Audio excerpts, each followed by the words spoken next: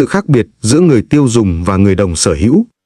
Mỗi ngày, chúng ta đều đang chi tiền cho hàng chục sản phẩm và dịch vụ, điện thoại, cà phê, quần áo, ứng dụng.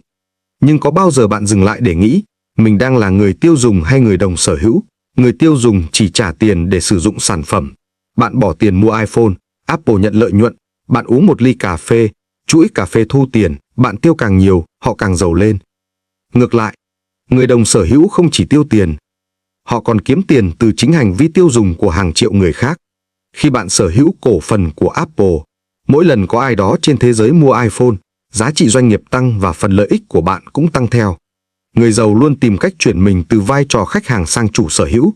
Họ không chỉ hỏi, mình có nên mua sản phẩm này không, mà còn hỏi, mình có nên sở hữu công ty tạo ra sản phẩm này không? Đó chính là bước chuyển tư duy từ tiêu dùng sang đầu tư, và cũng là bước ngoặt đầu tiên để xây dựng tự do tài chính.